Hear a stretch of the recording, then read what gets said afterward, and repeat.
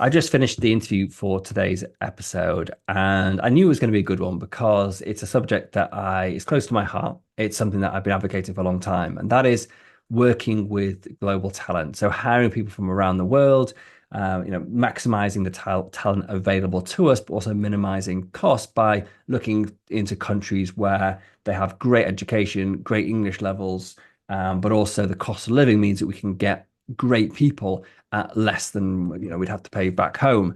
And so today's conversation with Tino was really fascinating because he works with a company that does specifically that, using AI, which is the other thing that I found really interesting with that, the way they're using AI to improve the search speed and also how accurately they can match candidates to the businesses, which is also a fascinating aspect of it.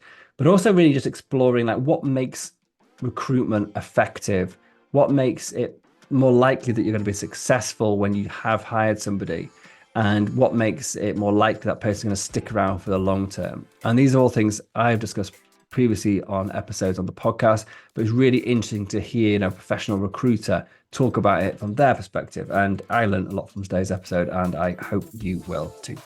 So the question is this: how do entrepreneurs like us, who don't have an endless supply of cash, how do we leverage the best apps, virtual assistants, automation tools and systems to scale our businesses, increase our profits, and have more time to do what we love to do each day? That is the question, and this podcast will give you the answer. My name's Dr. Steve Day, and this is Systemise Your Success. Welcome back to Systemise Your Success. Now, if you've been listening to this podcast for a while, you'll know that I'm a huge advocate of working with remote teams. And in fact, my team is based all over the world, UK, Pakistan, and Philippines. So that's the reason I'm super excited about our guest today. His name is Argentino Manuevo, and he is the general manager of Athyna. It's a global talent platform connecting companies with top-notch global talent. But what I loved about this, and one of the reasons I really wanted to speak to Argentina today, was the fact they're really leaning into using AI as well to improve the process and speed it up. And that's really what got me excited about this conversation. And it's always good to speak to another advocate of global working and find out what are you doing at the moment in this field. So welcome to you, Argentino. Thank you, Steve. Really excited to be here. And yeah, super fan of remote work on my own and also as part of Athyna. And yeah, that's right. We've been doing we've been helping the remote work industry for a few years now. And yeah, just recently we started implementing AI into our systems, and we're building a few products. So excited to dive deeper on those. Yeah, fantastic. And we were just commenting before we came on air, like we were asking about where you're based and everything. So where are you today, Argentina? Yeah, so I'm in Buenos Aires, Argentina. We have all our team fully remote. We got most of the team based in Latin America, but we also got team members based in Europe, in Southeast Asia, in Australia. So pretty much all over the place. Yeah, and likewise, I'm based in Stockholm, but my company's based in the UK, and I've got staff, as I mentioned before, all over the world as well. So yeah, it sounds like we're both been talking the talk as well. No, walking the walk as well as talking the talk on this one. So yeah. All right. So one question that I get asked often when I talk to our clients who haven't yet looked into the global workforce, maybe they're more traditional or they don't know how to access it. Like, the question that is like, why bother? What is the benefits of going globally rather than just sticking with the homegrown talent, whatever country you happen to live in? Yeah, so I see mainly two big benefits. One is access to talent. So if you stick to your city or your country, obviously you got a very limited talent pool available. And some skills are really hard to find, or they don't even exist in some places. So going global and being able to hire anywhere gives you access to a pretty much immense talent pool. And it also gives you the ability, you have different options. You can either hire within your time zone, which is what most companies prefer to do. But if you need, for example, customer support roles and you need to run your business 24/7 or have someone attending clients during your nights or something, you can always hire in a different time zone that we also work. And that is also a benefit. And the second one that I see is this depends on where your company is based, but cost effectiveness. So cost of living is not the same in the US, it's not the same in Europe than in Latin America, Southeast Asia, Africa, and other regions. And being able to hire in places where the cost of living is lower means two things. One is great opportunities for the local talent to access very competitive job offers. And the other one, obviously, is savings for the companies. You get to hire top qualified people for a fraction of the price that you would locally. So that is a major benefit as well. Yeah, I think that's a really interesting point. And I think as people coming, generally speaking, I think people are coming around to this idea. But I remember sort of 6-7 years ago when I started looking at the Philippines and Asia in general to hire staff, I was just like gobsmacked with how little people were asking on an hourly rate. I mean, back then people were asking 50 cents an hour, $1 an hour, and I was just like, this can't be right. Like, I feel like, I'm running a sweatshop or something, and I did a lot of research into this and to really understand for my own, like, is this morally correct to be offering people what I'm offering? And we do offer them a lot more than 50 cents an hour, whatever. But yeah, I think when you come from it from a position, whichever country, if you're in a sort of typical Western country and you're used to paying for good talent like $20 plus and maybe $50 even or more, then going down by a factor of 10 can be quite unnerving. And like, how do you advise people? How do you encourage people to actually that A, it's okay, that you're not doing anything wrong, and B, just to actually go for it. Absolutely. And people are not going to take a bad salary. People really negotiate to get the best offer that they can. And obviously they will compare with other local opportunities that they have and their local cost of living. And also there are two main paths to hire internationally, I would say. One is paying the same to everyone, no matter where they live. So I pay the same salary if you live in Sweden, in Argentina, Southeast Asia, or wherever. And that's fine. It's a decision that the company will make. But what that makes is that someone with the same exact skills, let's say for a marketer, I am making up numbers, but you pay $40,000 a year. Okay, the quality of living in Sweden with $40,000 a year is not the same than in Argentina, and it's not the same than in Southeast Asia. So that makes like the local talent really unfair, if you ask me.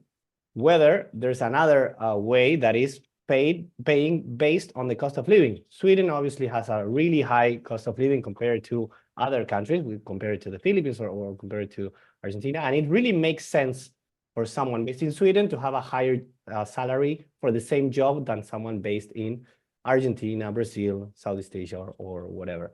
And to me, that makes more sense and makes it more fair. Then it is also a question of, okay, does the company have enough budget to afford hiring someone in Sweden, in the US, in the UK, or do you need to go globally because you got tight budgets? But I don't think it is wrong to pay based on cost of living. I really think it's the most fair way to do. Yeah, no, I completely hear that, and I think that one thing that you mentioned then, which is really important, is that people nowadays, especially, and I've seen this develop over the past 6-7 years, is that people are working in other countries now have a far easier access to the jobs in the wider world than they used to. So they are getting more competitive. They are actually asking for what is actually a really good wage for them for like comparison in their own country, rather than, like I was saying in the beginning when I started, it was like they were almost coming in at the lowest they possibly could, thinking that was the way to get hired. And I think that people are now realizing you sort of get what you pay for. And if people, not always, some people ask for too much and they're not any good, but actually the good people know they're good. And so they ask for a little bit more. And then if you're willing to stretch it, and actually you can secure some amazing talent, still at a fraction of the cost of hiring, say if I was hiring in Sweden or in the UK, but you also giving that person a really good quality of life because the cost of living is so much lower. So yeah, totally agree. Absolutely. And I see that a lot here in my own country, in Argentina. It's a major advantage to be working for a company abroad.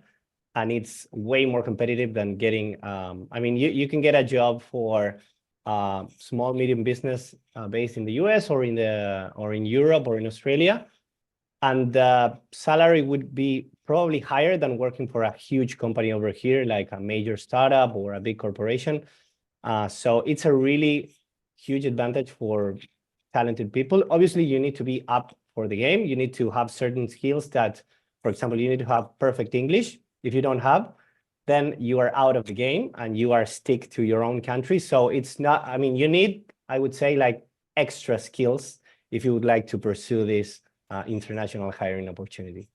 Yeah, completely. One thing I touched on in the intro was AI, so artificial intelligence, and it's obviously the big buzz at the moment for obvious reasons for anyone who's involved in it, and it's cropping up in every single sector. It's questionably improving many parts of business and life, and definitely speeding up a lot of processes. But how are you utilizing it in the recruitment process? Why did you feel there was a need to go down this way compared to what you used to do? And what do you see the future with AI and recruitment? Yeah, totally. So recruitment is an industry that has stayed the same since forever. Like the process is kind of always the same. You got an ATS where you find people or you go reach out to people and then you start the interviews. And with the launch of AI in general, everything is changing and recruitment needs to change as well. So there are two things that we are pursuing right now. And again, recruitment, or at least for recruitment agencies, you got we could say two clients. One are the candidates looking for opportunities, and the other one are the companies looking for talent. And you need to make the match, and you need to find both of them. So what we're doing now is we have already launched a product that is called AVA, that is focused on talents looking for opportunities. So obviously looking for a new job. As they say, looking for a job is a full-time job, and it's true because you need to apply to hundreds or even thousands of different job opportunities until you get an offer. And that means a lot of time spent on LinkedIn, browsing for jobs, using your CV and all that. And really how ATSs work, so applicant tracking systems, there is some kind of a big problem there because there's a lot of issues with how do they work? How do they qualify candidates? How do they prioritize keywords based on the CVs? Because obviously, there are usually whenever a company posts a job and they do some sort of posting all over the LinkedIn or social media, they receive hundreds of applications, and recruiters cannot go over all of them because that means reading for days, and they just don't have the time. So they rely a lot on what ATSs think that you will prioritize, and that is based on keywords. But this is not working well, and candidates don't usually know that they need to include certain keywords or they need to optimize their CV for that search in order to get the highest possibility of the recruiter finding their CV, really. So this product, AVA, that we've launched is a Chrome extension for LinkedIn that has three main features.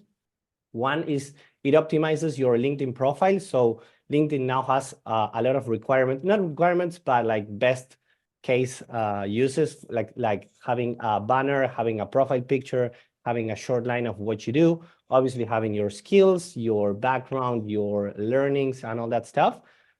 AVA analyzes all that and offers you suggestions to improve your profile and to achieve 100% of what LinkedIn thinks is the best way of promoting yourself. The second one is whenever you're scrapping jobs over LinkedIn, it shows you the percentage of matching that you have with your profile and with that job opportunity to let you know if it really makes sense for you to apply to that role, or if you need to see if you need to change anything regarding your profile. And the third one is it optimizes your CV according to the job search that you are applying. So you cannot keep applying to every job with the same templated CV. It doesn't work anymore. You need to start using keywords that are used as well in every job description. So each company has their own requirements and each job has unique skills that are needed. If you can tailor your CV to the requirements that each job description has, your visibility to recruiters will boost, and you will have way more possibilities of landing at least an interview. Obviously, tailoring for every application takes ages. So with AI, you can do it in seconds, and that's a major thing for candidates. So that is the first one. And the second one is focused on clients. So obviously, they all have their own requirements. And what we're doing here is we take the job description that our clients require, and we match them with our talent pool that at the same time we are suggesting them and promoting them to use AVA. So we know exactly, and we know all their skills. We use all those keywords to do the matching with AI and shortlist 2, 3, 4 candidates out of a base of thousands. So that will make the process really faster and way smoother and with AI precision. I like it. I think, it's interesting just attacking the same problem from two sides, if you like. Yeah. So one without the other is not going to be half as effective. So I love that. It's interesting hearing the way, because I primarily, for our own recruitment, have a micro business. We currently have 3 staff. Yeah. A lot of our clients are micro business as well, under 10 staff. And the recruitment, we don't use the applicant tracking systems per se, but some of the things that you're describing are very similar to the way that we do our recruitment, in that we try to get applicants to provide us with specific information that makes it completely objective, that allows us to pick the few candidates that are the best fit to then look at CVs and things. And we're just, in effect, I guess it is an ATS, but much more of a non-application basis, but it's a process that we take people through. So yeah, really interesting to hear that. And I'm actually, one of the things I've been thinking about as well is how could we use AI to speed up that process as well. So fascinating to hear how you guys are doing it, and you're obviously way ahead of me. But and the greatest thing about AI, I think, is that we're just getting started with this, right? Yeah. It's been only 2 years since the launch of ChatGPT that changed the world forever. And whatever happens in 5 years, I'm sure it's going to be way different than what is going on today. The capabilities are going to be way more advanced. And it's something that every company and every industry will be using, because if not, they will be left behind. Yeah, totally. I know I think a lot of your clients are sort of bigger corporate style businesses. Do you work with smaller businesses as well? And how do you help them? And is there a different process for working with a smaller client? What I guess roll-on question from that is how can a small business find the right client, even if they're not familiar with where they're looking to hire? So I know nothing, for example, about India, but how would I go and hire somebody from there, and as a small business owner? Yeah, totally. And first of all, yes, we work with lots of small, medium businesses, and we also work with enterprises. The process itself are not that different. We actually try to tailor our process to whatever our client needs. So we're super flexible on that front. And so in terms of whenever you say, all right, I want to expand globally and I want to hire internationally, you got 2 ways. You can do it on your own, which means going after candidates in a country where you don't know the culture, you don't know what their local salaries are, you don't know what are the typical skills that are easy to find there. You can learn to do that, and you can definitely do it, but it will take you time, and you will have to invest a lot of time and effort into really learning what candidates value in that specific country, what are the typical salaries, what are the typical benefits, and you can do that. But that is a major problem for small, medium businesses, where the person that usually has to do that is the owner or the founder or the president, and they need to focus on their business, not on finding candidates. So that's usually when they rely on a partner. In our case, in my case, Athyna, where you get someone that is expert. So in our case, we focus mainly on three regions. One is Latin America, with specific countries like Argentina, Brazil, and Colombia. We also focus on Africa, mainly South Africa and Nigeria, and we also focus on Southeast Asia, in the Philippines, in India, and Pakistan. So those are the main regions and the emerging markets that we focus on, where we got local teams as recruiters there, which is super key. You need to know exactly who you're talking to, and also the candidate kind of feels a little bit more has more trust, if we want to put it that way. If someone from their own country or their own region, you would say, is managing at least the first part of the process, which is the outreach and picking the initial interest. So yeah, I think that if you don't have the enough time or the expertise, the best way to do it is to find a local partner in whatever country you want to focus and work together. Yeah, and that is exactly what I did in the beginning. So I think that was for me, it got over that huge fear factor of, I don't know what the hell I'm doing. Yeah. And, I've heard all these great things about working with people from other countries, but where the hell do I start? And so I worked with, this is many years ago now, but I originally worked with an agency and just had someone on an hourly rate, and then worked with a recruitment agency to find me somebody. And then once I've been through that process a couple of times, I understood, because I've been working with these people, the culture, then I felt, okay, maybe I can do it, do the recruitment directly. But I think that getting over that initial hurdle, like without those professional setup like yourself, like Athyna, without using somebody like you, I don't know if I ever would have got to where I am now. Like, I really don't. I think I'd still be procrastinating about the idea of doing it. And it felt safer for me. It felt there's a security there, like you say, that you guys know what you're doing, that the agency, they know what they're doing, they've done it before, there's a track record. It's not just basically, shooting into the dark. So yeah, no, I completely see that. Yeah, and one more thing is that it also has like different steps, right, in the recruitment process. So the first one is reaching out to them and picking interest or having them apply to your search. But then that takes a really good amount of effort. Then you need to run your candidates through your interviewing process, which means 1 or 2 interviews, moving fast, because the window when a candidate is open to doing a change is usually, in our experience and in our data, we got like around 2 months, either to land the candidate or you lose them to another opportunity, because obviously candidates are not just talking to you, they're talking to 10, 20, 30 different opportunities, and they will land the one that they like most, or they get the first offer.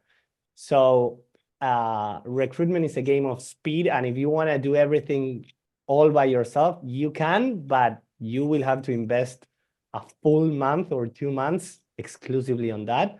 And that's when founders start relying on partners. Yeah. And what other mistakes do you see people making in recruitment that we could avoid if we ever knew more? So I see 2 mainly. One is not having a very detailed job description, like not really knowing what they're looking for. And this could happen, especially early stage, when you need someone that is a little bit, you don't need someone super, with a very niched experience, but a little bit more generalistic that could do a little bit of everything. But sometimes this a little bit of everything, it's too much. I need them to do marketing, sales, and a little bit of finance, and maybe some design. Like, this person may not exist or may not be as good as in all the different skills that you need. So not being very precise in the job description is a big mistake. And the second one, it's part of the recruitment side, but it is when once you find someone, is doing really good onboarding. So the onboarding is key in every new hire. If you don't have an onboarding process in place and you cannot teach the new hire what the company is about, what is expected from that person about the role, and all the opportunities, the day-to-day and all that stuff, that person is not going to work. And all the effort that you put into finding him or her is going to be wasted, and you're going to need to start from scratch again. So onboarding is super, super key once the recruitment process is over and starts working with you. Yeah, music to my ears, Argentina, because literally that is in effect what I coach people to do. Creating systems in their business to be able to train people how to do the work is a big part of for me onboarding. It's that seamless transition between their old job and their new job, and them feeling like I know what I'm doing here, even though I'm a bit slow at it, but I know what I need to do. I know what's expected of me. I know the time frames. I know what the deliverables are. And then so when somebody comes in, even if it's a totally new role, they've actually got a plan in place. And then you've got also, like you mentioned, the cultural sides of it. So what's the company culture and what do they do, etc. as well. But for me, a huge part of what I do is helping people to get their new staff up to speed in record time by actually having systems to allow that transition to happen. So I'm very glad you mentioned that one. It's a major problem for companies. I think, and every size of companies. Like it's not a matter of sizes. It's super key. No matter if you're joining a small startup or a corporation, you need to have a proper onboarding, because if not, the person is not going to work out. No, and I think speaking just from a micro business owner's perspective, I think one of the things that a lot of the business books that I have read always talk about systems and systemization coming at a certain point in the company journey. And one of the things the reason I started my business is that I believe the opposite. I believe systemization comes from day one, in that, and then just to bring it into recruitment is, as soon as I have, when I say systemize, I mean basically documented what I do in a way that someone else can understand. And so if I, as a business owner, even if I'm solopreneur, if I start documenting what I'm doing, then I can bring somebody in and go to someone like yourself and find somebody, say, look, these are the tasks I want them to do. Go find me someone to go and do that. And it's like you say, it's specific. It's saying this is the work I need doing. And it's also aids in that onboarding process. And so like, I think there's for micro business owners, for solopreneurs, underestimating that prep needed to make the hire a success is probably the key thing I've seen. Literally hundreds of failed recruitment drives is not, I don't think, down to the candidate in, yes, okay, some cases it's just the wrong person, but in a lot of cases it's just the person wasn't prepared enough to make that successful. And so, yeah, I totally couldn't agree more. Absolutely. And documentation, I would say it's part of, especially if you want to explore remote hiring, you need to have everything documented, because you might be working at different time zones and different working hours. And you need to have the information available for anyone at any point during the day. So you don't rely on being online both at the same time. So we focus here at Athyna, we focus a lot on having absolutely everything documented and well organized, so that anyone can access and don't get stuck in the middle of a process or in the middle of a sales cycle or whatever. If they have a question, they can go to our documentation and keep moving forward. Yeah. Cool. I think that brings us seamlessly onto, okay, great. We've hired the right person. We've onboarded them fantastically. Now we need to actually manage them. And I think, what advice can you give, or strategies for really effectively managing a remote team? Yeah, so here I wouldn't say it's that different from managing maybe not an on-site, but a local team, because companies right now are way more used to working remotely, maybe within their own country, but companies are now, people are more used to working remotely right now. I think it's a matter of really setting up expectations and goals and doing frequent check-ins to see how progress is doing and to see if there are any roadblocks or challenges that need some help from their managers. As long as everyone knows what they need to do and what is expected from the role in terms of objectives and timelines, there shouldn't be any difference in the way to manage remote teams.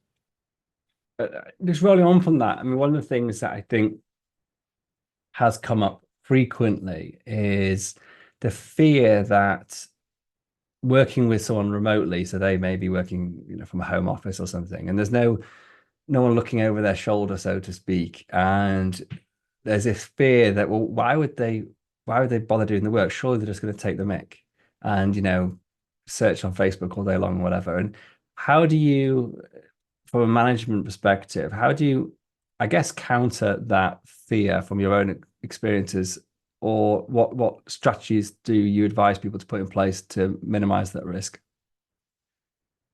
I really think that if you are thinking that people won't do their job because you're not overseeing them personally, you are hiring the wrong people, or you are a very bad manager. So something there needs to change. At least that is my opinion. I really think that it's not a matter of micromanaging people and really looking at their screen to see if they're getting their work done. It's a matter of achieving results and them being accountable. Obviously, you can address this or these first fears, if you would like, with daily check-ins, weekly check-ins, or whatever sort of catch-up cadences that you want to have to make sure that everything is running. But besides that, there's always a matter of trust, but the same trust that you would have someone working next to you.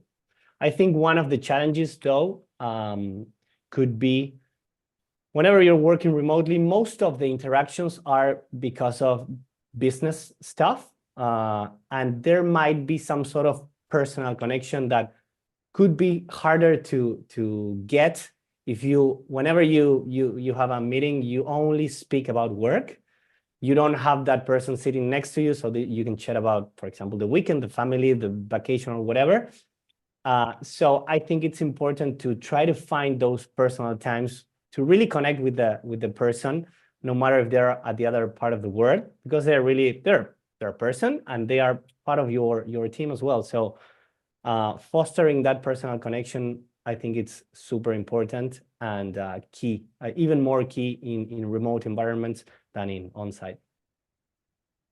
Yeah, I think you hit the nail on the head with the word trust. And I think that trust is earned, but it's also a two-way street as well. And if you trust people, yes, from time to time, sadly in life, you're going to get burned. That's just human nature. But the vast majority of people in the world, from my experience, are pretty honest, and that they actually want to do a good job. They want to work hard. They want to be appreciated for the effort they put in. They want to, just actually be proud of the work they do. And cheating the system doesn't often make people proud, unless that's what they want to be the best at, and I think from my own experience, because I have had people that I know have taken the mic and we've spotted them, and you do. And I think that's the thing is, yes, it's a real hit when you have to then rehire for that role. But you learn from it. And like you do the things you say, you become better at building relationships with people and treating them like a human and not just a robot. And when you have a relationship with somebody, part of that relationship is the building of that trust, which, you hope they don't break, just for the sake of whatever. Just, you hope people will actually be true to their word and just actually work hard. And I think for, I don't know what the percentages are, but I think the vast majority of the people I've ever had and worked with over the years have just wanted to do a good job. Yeah, and the same happened really for non-remote people. I mean, yeah, totally. That doesn't mean that on-site people work perfectly well all the time. That doesn't really happen. No, So I was a teenager maybe I shouldn't admit this in public, but like, when I was a teenager at sort of 16, 17, working weekend job in an office, like filling envelopes and stuff, it's like I wasn't interested in career progression or whatever. I just did the minimum work possible to get paid so I could go to the pub. I mean, maybe 18, but it's just like, so that's one end of the extreme. Is you've got to obviously hire the right person for the job. But yeah. Anyway, we digress. Cool. Argentino, is there anything else you wanted to add other than obviously tell people if they are interested in finding out more about how you can help with recruitment and learn more about what you do? So obviously tell us how to search you out. Totally. So yeah, we're one more thing to just share about Athyna is that we are super flexible in terms of type of talent. So from engineering software developers to salespeople to marketing specialists, finance, any sort of talent, as long as it can be done remotely. We got plenty of expertise in those fields. And you can find me on LinkedIn, Argentino Molinuevo, or through email, argentino@athyna.com. Just spell Athyna for me. Athyna is Athyna. Cool. Perfect. Because there is, I'm sure, more than one way to spell that. Fantastic. Before you go, Argentino, I just have a couple of quick questions for you. So first off, I am an absolute lover of technology and apps, and I always like to find out what new browser plugins or apps or technology that you're using day to day in your working life or beyond. Yeah. So GPT-4 is something that I use every day. You can use the free version. I use the premium because it helps me a lot. I'm trying to be more active on social media, especially on LinkedIn. And I find that it's really good for editing. So you got a really nice idea you want to share, you write the draft, and then you want to do some tweaks or even you want to ask for more ideas. GPT-4 works really well. Yeah. And we also use like day-to-day Slack for communications that I really suggested. It works really good. It works really like your headquarters. And Notion for documentation. Could be Notion, could be Drive, whatever, but you need to have a tool, as we spoke, for documentation. I'm just going to pause for a second because I was chatting with my clients about Notion just before we came on this show, because we were looking at options for for organizing operation manuals in a more efficient way. And you're using Notion by the sounds of it with a business, and do you use it for documentation of all the processes? Yeah. And do you use am I right in thinking that the AI functionality allows people then to search through that documentation using AI search features? Yeah, the search feature works quite well. They are launching AI stuff as well within the platform, but I haven't used it that much yet. But you search whatever, and we are over 70 people at Athyna. We got plenty of pages of documentation. Yeah. So but you really type what you're looking for, and you got really precise results, and it's super fast. Yeah. Okay. Yeah, I'll have to check it out. We've been looking for an alternative for what we're currently using at the moment, and I've been waiting to see what happens with some of these AI, not the help desk tools, but the knowledge base, knowledge bases, to see how we can use those. And then Notion's come up in a couple of different conversations now, so I might have to check it out properly. Okay, one final question before you go. The title of this podcast is Systemize Your Success, but what does success mean to you? Well, to me, I would say that it's a matter of setting goals and then finding two things or three things. First, setting the goals. What do you want to achieve? Then, what do I need to do to achieve those goals? And start implementing those tasks, those projects, those day-to-day stuff. And then you need to measure your success. And that doesn't necessarily mean achieving that goal, but it's a matter of, all right, have I made progress? How much progress did I make? Did I not do enough progress? Oh, all right, what do I need to change? So asking those questions and tracking what you're doing and knowing where you're going, I think that is, to me, the definition of success, because that means iteration constantly and always trying to improve and always knowing where you want to go.